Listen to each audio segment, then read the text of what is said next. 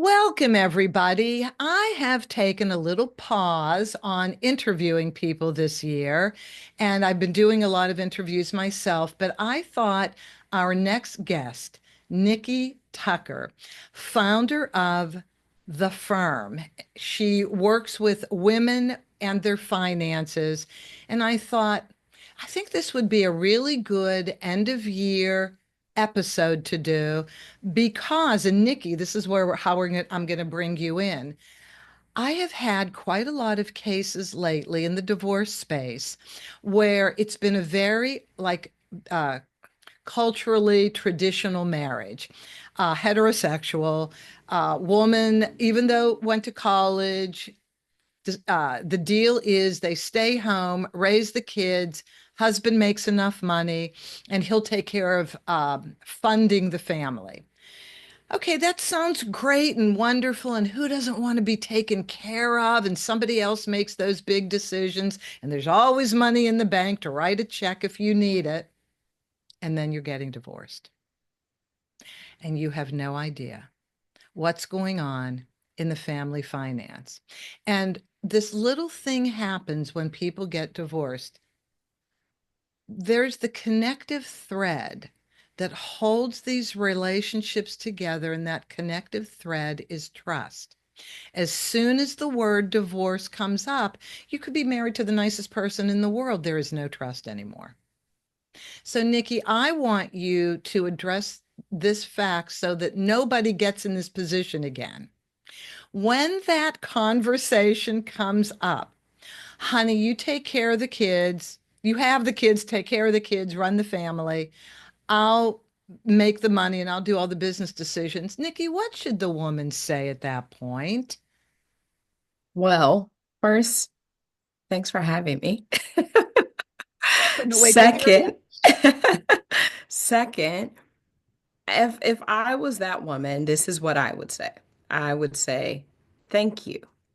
I really appreciate the fact that you're thinking about the future of our family in that way. But I have a bit of a different perspective, and hopefully we can have a conversation and maybe reach a happy medium. As a woman, it's really important for me to make sure that our family is taken care of in the same way that you said you want to take care of our family. It's also important that in the event that our marriage does not last, which I know that it will, I'm really confident, but let's say there's like a 1 or 2% chance that it won't, we need to talk about what that looks like. And so Nikki would say, have you given any thought to a prenup? Usually, in situations like this, the answer is no. And the reason I think that prenups are a good strategy to incorporate into conversations where people are thinking about being a stay-at-home mom or stay-at-home wife is because you can prepare on the front end to think about the value of your contributions, even though they are not deemed to be monetary value. So that's one of the first things that I would do.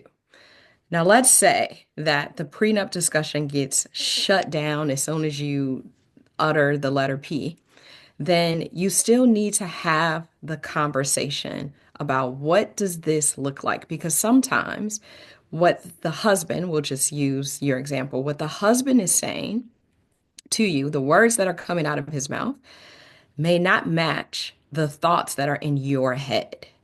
And so you need to have very open communication about what does providing for the family look like in the event that our marriage is beautiful and there are no issues, no concerns?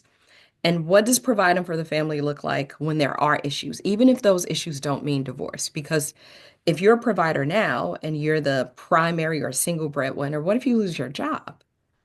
Or what if you have a reduction in income or bonuses, or depending on how that person is compensated? So I started off big picture, like let's just talk about prenups because then that covers a lot of bases. But even if you can't get there, we need to talk about different scenarios and what that really entails because it sounds good, like you said, it sounds good on the surface, but we may not be fully aligned with what it really means in the future. Okay, so prenup versus, because the prenup thing, I mean, I've done interviews on prenups, and there's a woman, I wish I could remember her name. She was Laurie, that was her first name. She's an attorney out of Boston, wrote this book called The Generous Prenup. But beyond that, just the idea that only one person would know about the family finances, what is being invested in, to me, just somebody who's always provided for themselves. I could never live like that because, okay, maybe divorce won't happen. Maybe he will get sick. Hmm. What do you do when he gets sick? How do you know where the money is? How do you know where your options are in surviving? How long will you survive? You don't even know that. But the idea that all the power will go to one person, and people don't really think about that, Nikki, do they? About the power in the relationship, but money is power. Oh, it absolutely is. And I completely agree with you. So I think that in many instances, while on the surface it sounds comforting and good, and there's a bit of pride there to say, this person wants to provide for me. This person loves me so much that I don't have to do anything. There's comfort there. But to your point, while everyone is not built like you and I, and some people are like, well, I could be okay with that. There are others that are more like you and I. And the reason that I think that there should be more people that lean in our direction is because of what you said. It's the power piece and it's information. So money is power and information is also powerful. And when you have households that are structured in the way that you just mentioned, regardless of whether it's the husband or the wife that knows everything and that is in control of everything, you create what's called a single source of dependency, which means that when there are emergencies, when there's business that needs to be taken care of, and I'm speaking from the perspective of a widow, I'm a widow, and my husband died suddenly when my son was a teenager. And so all of these things that I was not expecting to happen happened at, let's just say, an inopportune time. However, we had a lot of conversations. We had estate plans and things in place that, even though it was a very difficult time, it made it less difficult because I had information. I knew where things were. I knew the accounts that we had. I knew, even though we didn't have everything joint, and I think that's also a conversation that we should have. We didn't have everything joint. We had some things joint and some things separate, but there was a high level of awareness.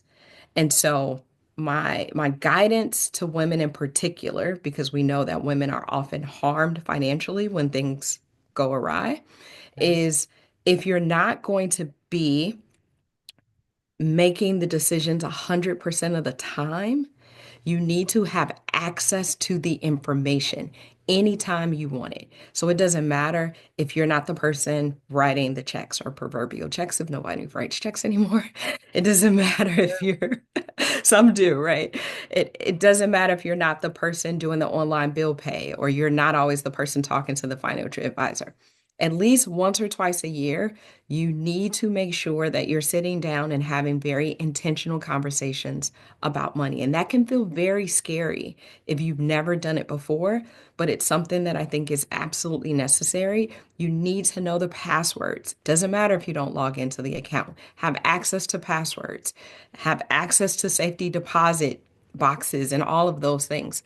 So we're not saying that you need to take over from your spouse, but we are saying, or I am saying, I won't speak for Judith, we are saying that you have the ability to gain access to information or know where things are. Yes, that is wonderful. A phrase that I thought about recently is do not be caught like a deer in the financial headlights. You never want that to happen to you. And maybe finance bores some people. Spending money isn't boring, is it? Not at all. But you need to know where the money is to be able to spend the money. Okay. I am sure that in your work with women, you maybe give some guidance on how to have the conversation if the husband does pushback. And the only reason I'm using a heterosexual example, I do plenty of gay divorces, lesbian divorces. I really do. These problems never come up. In these relationships, the information is available. That's why I'm using, and I want to say this to everybody listening, lest you think there's anything prejudicial. It's only because I only experienced this in 12 years of doing divorce with heterosexual couples. Yeah, So that makes sense though. I think it's common in heterosexual couples. That's just the reality of it. And one of the first things that I tell clients that they need to do, which may sound really weird, but stay with me, is ask for permission. Before you start talking about such a serious and what could be a heavy topic, and maybe even a bit of a negotiation, depending on where the conversation is going, ask for permission. You're not asking for permission because you need it in order to engage. You're asking for permission because it brings down defenses. So saying, hey, is it okay if we talk about blah, blah, blah? Do you mind if whatever? And it seems like a very soft and passive approach, but trust me, it works. And so I think completely agree with you, by the way. That's what a mediator would say. So keep going. No, no, no. I like what you said. yeah, yeah. So once you set the groundwork to get them open to the conversation, because if they say yes, then you walk through the door. If they say no, that's okay. No doesn't mean no, we're never going to have the conversation. No means not right now. So that just means, oh, totally fine. We don't need to talk about it now. We can broach the subject later, figure out a date and time, or if you can't figure it out in the moment because maybe you asked the question at a bad time, then you just come back to it and say, hey, remember that thing I wanted to talk about? Just want to make sure we come back to it. When is it okay for us to have a conversation? So just in case you get a no, just be prepared for that. But after that, the other thing that I think is really important for people to be mindful of is the personality and communication style of the person on the other side. And this is something that is taught in sales. This is something that is taught in negotiations, but it can be really, really powerful in a relationship. And here's why. Most of us or all of us have a core or a primary personality style, a dominant personality style. So it's the way that you move about life, it's the way that you communicate, it's the way that you handle business and a lot of things. So one really easy personality, and I use it from a marine animal perspective, but there are a lot of different ways you can go about this, is think about a dolphin. So the personality of a dolphin is that they're the life of the party. They love to talk. They're generally very expressive. They see the possibilities in everything. They can make really quick decisions. They don't need to spend a lot of time. The downside of that personality is they tend to be impulsive. They may be more of a dreamer than a planner. They also may be less time oriented and kind of easily bored. So, talking about money with a dolphin, probably not high on their list because it's not fun and exciting. However, if you start the conversation with their personality in mind, then it increases their receptivity to what you're saying.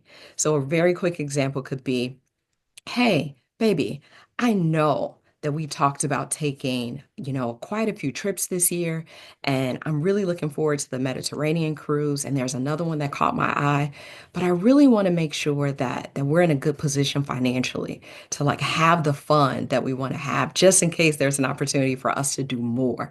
Now you're just tapping into the thing that lights them up, which is having fun or taking trips. But you're also getting in the thing that you want, which is to have conversations about money. You just need to open the door. I'll pause there and I may have said too much, but No, no, no. You absolutely did not say too much. That was really, really good. I was uh, interested and focused on what you were saying. And as you were saying it, I'm thinking, okay, there actually are some people that are close to the vest about money, and their ego is involved when they are questioned. What do you mean you want to know? You know, I always take care of you. And you know you're not good. Oh, shoot, sorry. hit my microphone, and you know you're not good with money, um, don't you trust me? Don't you trust me? What do you do with that personality? Yeah, it's common. And one of the things I think is really important is making sure that you remove it from it being a personal offense. There's a phrase that says the ego is always looking to be offended because it's always looking to protect. And so that person that responds in that way is generally looking to protect themselves and to protect their own feelings. And it's not about them. So you have to make sure that you're saying, oh, this is absolutely not about you. You are doing an amazing job. And you're right that maybe I've made some mistakes with money in the past, but I do want to do a better job.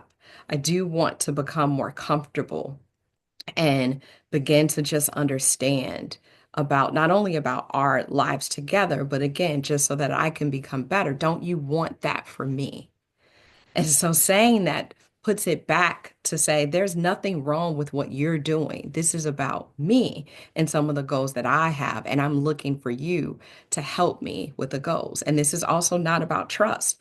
I absolutely trust you. That's not a question here. I want to make that very clear. But I need to be able to trust myself. And so, whether it's big decisions or small decisions, and when you're talking to me about things, and sometimes I look like a deer in headlights because I don't understand, I'm trying to find a starting place so that I can understand when you're having really important conversations with me. Okay, that's perfect because I love what you said. And that's the segue into a phrase I wrote down and I wanted to talk about it with you. And you just opened the door, and that is managing money is a team effort. And so you said things around this that I think are seriously important. For instance, well, I want to work within your budget. Wife talking to husband. Mhm. I don't want to overspend. I never want you to say, honey, I don't want to do that. I want to support you in the investments that you're making. I want to support you in the financial goals you have for our family. And life gets in the way. And I think this might be the safety valve that everybody can use. And that is, and you said it, you're a widower. We don't know what's going to happen to us the next second. And so, in the event that anything happens to you, I don't want to wonder who to talk to. Who do I call? Where's the number for the accountant? God forbid they do their own taxes. Then you have no one to call, right? Oh my God, then where do you go? Managing money is a team effort. Let's talk about that. Even more, you opened the door. Yeah, well, I also think that given what you just said, there's an opportunity that sometimes we miss with opening that door. And that's taking advantage of different milestones or transitions that are coming up. So, for example, because we don't have control over what's going to happen, like you just said, one example could be if someone passes in your family, may sound a bit morbid, and it's a close family member or even a friend, because as we age, things happen. People begin to pass. That is the opportunity for you to say, you know, when Sue passed away, it really got me to thinking. When Jim passed away, it really got me to thinking. Take advantage in a positive way. I'm not saying, to be slimy about it, but take advantage of that opportunity because it's likely a real moment that your partner is having similar thoughts and maybe just hasn't expressed them. Or once you plant the seed, then they go, oh, I didn't think about it that way, but you're right. We should have a conversation because of that. Or something more positive. If you have grandchildren, now, again, let's start to think about the family legacy and the future of our grandchildren now that our family is expanding. Or if you're thinking about retirement, maybe you've thought about relocating because that's a trendy topic, or moving out of the country, or just living 6 months in the US and 6 months somewhere else. Take advantage of different opportunities, whether it's in the news, in your family, or just in the world, to also leverage them as prompts for the conversation. I love that example you gave about if somebody passes, somebody close. That is an opportunity to say, got me to thinking. I think I need to be up to speed on what we have, where it's at, and how I can then manage the family if anything happened to you, because that would be then my responsibility. So well said. Let's address the infrastructure available. So, okay, people are listening to this podcast because they're going to get divorced. And there are people that are in this position that we're describing. They don't know enough. What if he doesn't write everything down? How will I know what we have? There's an infrastructure built within whatever the financial picture is that can be resourced um, by a woman. And let's talk about if you have your taxes done by an accountant, which most people do, that have anything, call the accountant. Look at the tax returns. What was that other infrastructure? Credit reports.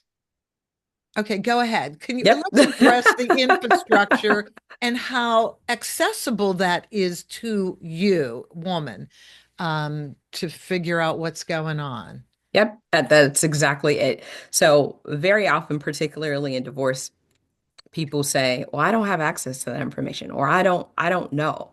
And it's like you probably have access to more information than you think. You just haven't really thought about it. So, a low-hanging fruit is always bank statements and credit card statements, okay? Just to see certain charges and things that you're paying for on a regular basis or semi-regular basis, there's information there. Absolutely, credit reports. Tax bills even has information when you're trying to figure out assessed value of properties and just numbers, different numbers. The internet is helpful. Zillow is helpful sometimes when you're again just trying to wrap your head around, especially if you're in early planning stages of divorce and you're just trying to think about, okay, well, I have no idea how much this house is worth. Look up some recent sales in your neighborhood. Going to your accountant, absolutely. Good idea. Look at the tax return. Even if you don't use an accountant, which not everyone does, or CPA or tax preparer, go to your tax returns and look at your tax returns to see the information that's in there. Where do you have accounts? Where are you receiving dividends? Where are you earning interest? What properties do you have? Businesses, all of that.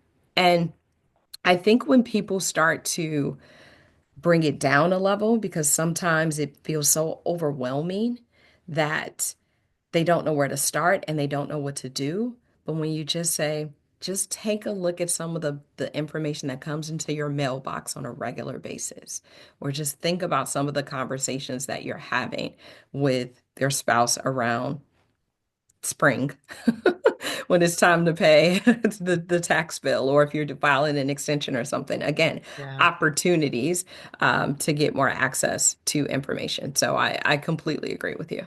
Nikki, I found myself asking this question of myself one day recently that maybe you can answer. Is it possible to call the IRS and say, can I have a copy of the last two returns for my family? Would Of they course it release is. that? Of course it is. As long as you're Um, on the tax return. Now, you're not going to be able to get someone else's tax return, but if you're a married couple, you should be on the tax return right. and you can get that information. So, Okay. yes, absolutely. All right, that's interesting. Let's go back to the very beginning if we can. Sure. And the very beginning is you're married. You're done with the honeymoon. All that planning is over. Now it's time to address life on a daily basis. And you at some point have the talk about when do we want to start having children? Maybe you've already addressed that. Maybe you want to have children in the second year, something like that. And maybe the talk has been, I make quite enough money, honey. I'd like you to manage the family so I can, feel comfortable, free and clear going to work. At that point, how should the woman express herself insofar as the family finances and investments are concerned? A couple different things come up for me immediately. So if we're going to go in that direction, one, let's level set. Let's sit down and look at everything big picture. So I need to see all the stuff that we have. I need to understand our net worth and our financial position and our trajectory for retirement, particularly if we're losing an income because I'm staying at home once we start having kids. Oh, good So, point. Good point. Okay, keep going. I like that. I like that. yeah. So let's, if we can't do it ourselves or use modern resources and websites, then let's tap into financial resources, whether it's a certified financial planner or some financial advisor. We need to loop in professionals, whatever we need to do, so that when we make this decision, we're making it from a very informed position and not haphazardly. So that's one thing. The other piece is if you don't maintain a budget, which I know a lot of people cringe, so call it a budget, a spending plan. I like the term spending plan. Then this is now the time when you should, because again, we need to go into this decision from an informed perspective. After you get through that work, part of the budget should be how much are we going to set aside? I call it a just in case account.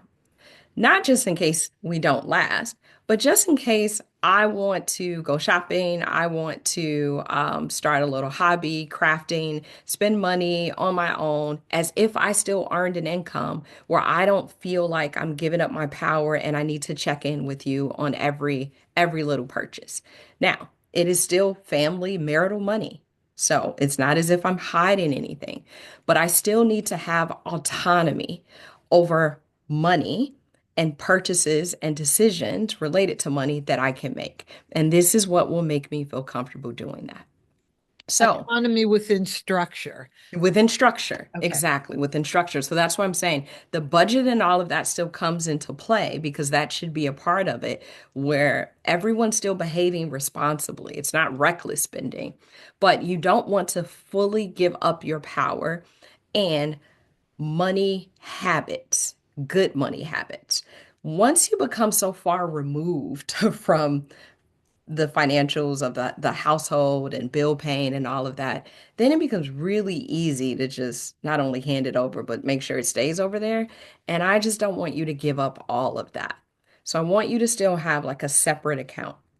And then, like I said in the beginning, just begin to think about the value of your contributions and what makes sense for your family, and then what can you carve out. Transparency is important. So you want to make sure that you're on the same page about how you approach this, and it could look very different for every couple. But that's kind of the baseline infrastructure as far as I'm concerned. I um, serve working women. So let me be very honest about that. But I know that there are a lot of women who choose, and a lot of families who choose to stay home as a stay-at-home mom or a stay-at-home wife. And I just think that there needs to be more structure and intention when you make that decision, because it is a major decision that could have really big implications in the future depending on how things go. Right. And I think something that you just said about if you're so far removed from the financial part of the relationship, you can easily overspend. You can just not live within a structured plan. And we do all have to live within a structured plan. Years ago, I interviewed two therapists. They were financial therapists. They literally worked with people in the relationship people had to money. And they said there are two types of personalities.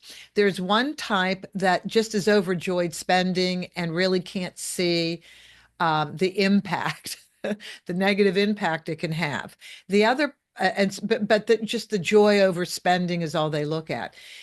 Then the other personality type is the joy over saving. And they said, man and woman, what they do with their clients is they try and reverse engineer the joy and show you how much fun it is to see IRAs grow, to not go to the ATM as much. And you can live a wonderful life within reason, within financial reason, and not overspend. So, do you deal with that with working women? Because I know that's your focus. Yeah, I am not a financial therapist, but I love them. I think that they do amazing work. But those are the types of conversations that we're having because it really is about balance. And in order to have that balance, there has to be a strong level of awareness. And that's one of the first steps that we're taking. What's the intention that you have for the money that you're earning? There is absolutely nothing wrong with spending it, but there's something to be said for saving it as well. And what does that balance look like based on what's going on in your life? So, absolutely. All right, let's now move this to divorce. I'm sorry, we had a Dun nice dun run, dun. honey, but it's over. Um, and that trust, no, there's no connective tissue. There's no trust anymore. What I want to say to begin this portion of the conversation is don't just immediately distrust. Don't go there. It's going to hurt you. It's not going to serve you well. And it's certainly not going to serve the conversation well when you have to talk about what we have, how we're going to divide it, what does child and spousal support look like if that's part of the picture. Um, so, can you please address the fear and the rush to judgment that your spouse may be holding things, in hiding from you, which may not be true, but then again, you can access them. Give that a whack. Yes. So we know that divorce in itself is already going to be an overwhelming, emotionally overwhelming process. And a lot of the fighting and contention that comes up in divorce is tied to fear. And I think that people lose sight of that often because they're thinking about themselves, or, like you said, there is a level of distrust with the other person, and it kind of depends on who initiated the divorce, too. But there's something to be said about trying to step outside of that. And again, think about big picture and ultimately what do you want? How do you want this marriage to end? And so if we go back to what I said in the beginning about understanding the person on the other side and who you're communicating with, a couple things to remember. One, the person you're divorcing may not necessarily be the person you married. However, there are some core foundational elements that are not going to change. And so if we take the dolphin personality and remember what I said about dolphins love to have fun and life of the party, then your opening phrase changes with how you talk to them about divorce. It could go something like, I understand that you are ready to move on with your life and live your life to the fullest, even though that means that we will no longer be together. But I want you to know that our divorce doesn't have to be nasty. It doesn't have to be complicated. We can move forward with no drama. If you continue to recognize their need, a dolphin's need for freedom and acknowledgement of their contribution during the process, then you'll increase receptivity of what you're offering or what you're trying to negotiate on during the process. So you're taking the same style, communication style or communication strategy, let's call it that, and you're overlaying it to the divorce process. And think about the things that you know about them. So maybe they tend to be really supportive, but at the same time, a little flaky. And so you might be having conversations in passing about divorce. And then when you get to the mediation table, or you're having conversations with attorneys, now they're backtracking and they're like, oh, I didn't really say that, or that's not what I meant, or whatever. So knowing that about them, again, be proactive and say, okay, I know that this person tends to be a little flaky or they lack follow through. So when we have an exploratory conversation about what we want the divorce to look like, the kids and other things like that, just follow up with a quick email and say, hey, I know we're really busy. We got a lot of stuff going on. I think the conversation we had tonight was amazing. Again, we have the same goal, move forward, no drama. Just keep bringing that up. Again, it aligns to who they are. And then say, we talked about these two or three things. We're not trying to make it into it, like you're not making it a formal agreement in the email, but you're taking an opportunity to just document it because you understand who they are. So, same strategy, but different purpose. And then there's the situation where husband, and this comes up a lot, Nikki, more than maybe you would think, but um, husband says, "Well, here, this is what I think we should do," and has a handwritten agreement. You get this, I get that. I'll just keep everything I have, and you can just keep everything you have. It's one of those two things for the person that doesn't want to divulge or that is not used to divulging. Um, how should a woman respond to that? My immediate answer is hell no. Good answer. Yeah. Yeah, that's my immediate answer. But you can come back with, I see that you've done some work on Ah, the front end.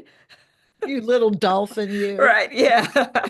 Let's talk about how we can accomplish what we both want out of this. And so you've come up with some things, and that's fair.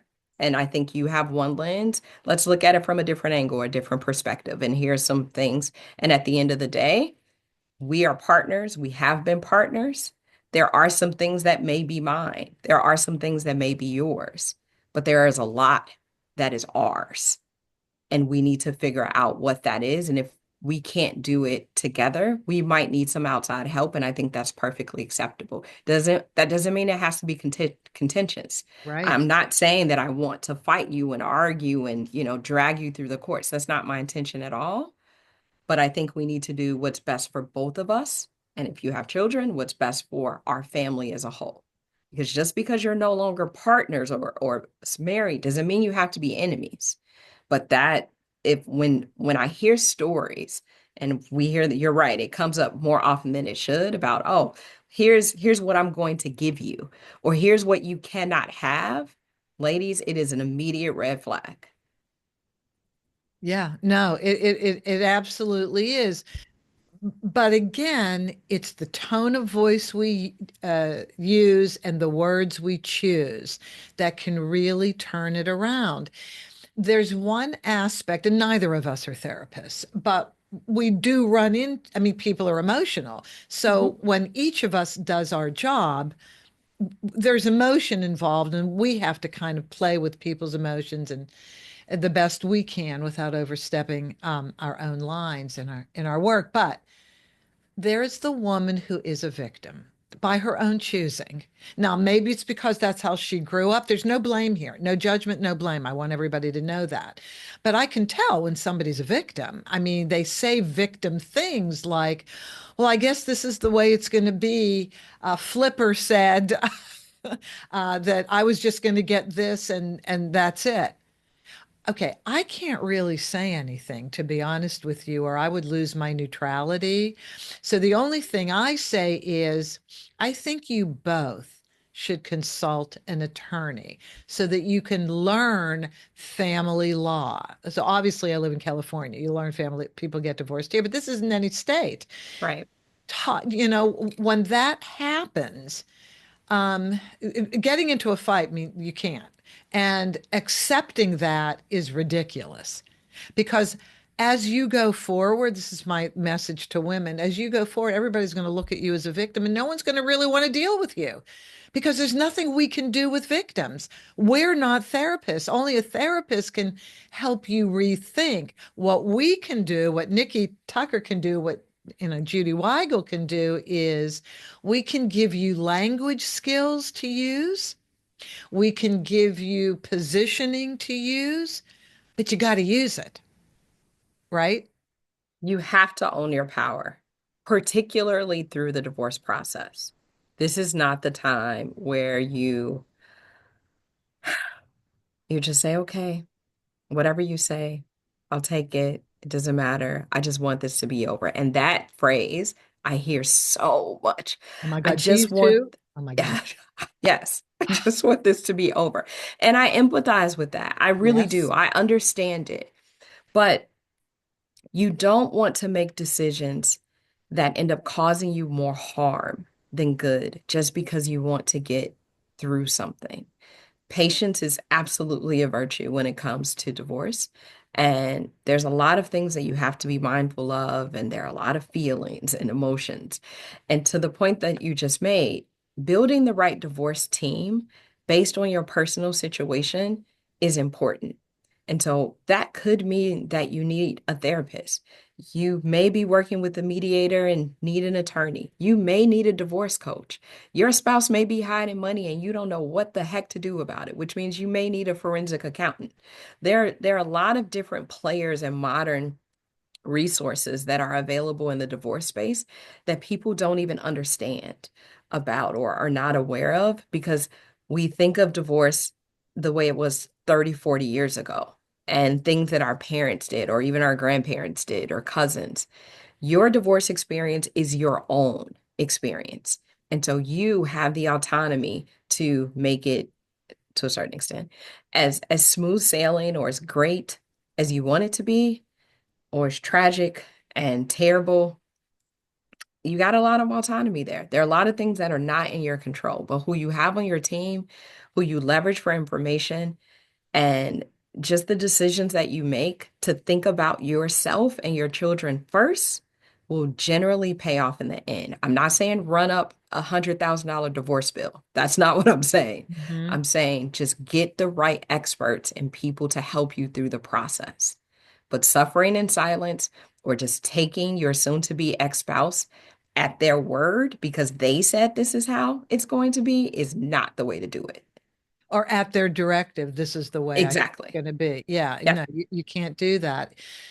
You're a team. You were a team getting married, and you should be a team getting divorced, as hard as it is. When a plug for me, when I did the TEDx talk last year in October, how to have an amicable divorce. Um, Something that does factor into this conversation, I spoke about then, and I'll speak about it now, and that is there are two divorces for every person. There's the emotional divorce, followed by the legal divorce. And if you have the luxury of being able to not start filing immediately, luxury meaning you can take care of yourself, there's money, nothing's going to happen to change that picture. Everybody should go through the emotional divorce, which is the grieving process. And once you get through the grieving process, you can come out of it a more confident person so that you can have the conversation that you just went through, Nikki. That is extremely important to have. And it's not about distrusting your spouse. It's not about allowing that uh, uh, the way relationships are organized, each spouse has power in different areas. That power dynamic does shift. In divorce, you have to let it shift. Don't hang on to the old dynamic where he may have made all the decisions and you just went along with it, right? You have to come in, like you said, you have to come into your own power, grieve, take that time, and then let it go. Let the anger go so you can be fresh and functioning and present and responsible for your own future. Did I say everything right? Add Oh, to that. Add to that. 1,000% agree with you. It is not as common as I would like it to be for people to take the approach that you just said, Judy. Hmm. But those that are able to do that have a much better divorce experience. Sometimes when you hear people talk about like, oh, we got a divorce and we went out for coffee after, or we went out for dinner or something because it was fine and we don't hate each other. That's because they did the work up front. That doesn't happen just haphazardly or overnight, like, oh, we woke up one day, we got a divorce, and all is well. No, there's a lot of things that happen on that journey. But what you just said is so, so key. And that's why I think that tending to your emotional needs and understanding your triggers, but also under what I'll add to what you said, understanding your partner's triggers. It is going to come up in the process. Now you can decide to push the buttons and make things a little worse and more contentious, or can decide how to strategically navigate around the triggers so that you're still getting what you want and then they still get some of the things that they want. No one really wins in a divorce. Everyone takes some losses. But if you work through the emotional piece first, you can absolutely, like you said, do it with more confidence and a clearer head. And also regain credibility with yourself, with your soon to be ex because of how you handled it, Good and point. family and all of that. It's a really, really good strategy. That yes, credibility. You will regain credibility, which is so important going forward. It's so important when you're in the middle of it because people don't respect people that hold themselves up. You know, it's really hard to do that. But if you just cower, everybody will walk all over you and you don't have to. You don't have to. Okay, so I want you to just say a couple things about your own company. When did you start in business? Yeah. So the FIIRM approach, which has two eyes, FIRM has two eyes, actually started years ago, but we started focusing on the divorce piece about 5 years ago. So Oh, I have been in the finance space for 20 years. I've been on the personal side and the commercial side. So I've worked with individuals. I've taught kids as young as second grade, adult learners, female breadwinners. I've also worked with business owners who own multi-million dollar companies. And the great thing about that, it's given me a very wide breadth, if you will, of the nuances of finances. And what I can say is everyone's just trying to do the best that they can. It doesn't matter if you have $5 or $5 million, trust me. So I'm really passionate about making sure that women unapologetically protect their financial security, regardless of their marital status. But I also know, and part of the reason I focus on divorce is that more often than not, women are harmed when they go through the divorce process because of all of the things that we just talked about today. mhm. And so with the firm, I offer digital products as well as one-on-one services just to, again, provide information and guidance as people are going through their pre or post divorce journey. And so I'd love to have conversations like the ones we're having today, just again to spread awareness and make sure that women and people, humans in general, but particularly women, understand the options that they have available to them, the professionals that are available to them, and the fact that, quite honestly, most people in the divorce space, like myself, don't want to see your marriages end. But should they end, we want to make sure that you're protected and that you get through the process in the most healthy way possible. That that's great. I mean, you're doing wonderful work. You really are, Nikki.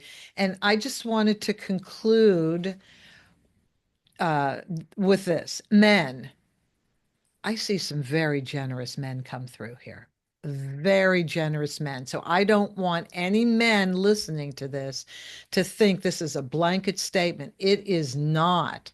I see some lovely men who care about that their wives are taken care of. And maybe they thought their wives didn't want to know as much, or, you know, who knows where they came from. But there's some very generous men out there, some men that would absolutely want to work with you on, oh, you want to understand the budget so that we can grow a healthier marriage. Great, you know.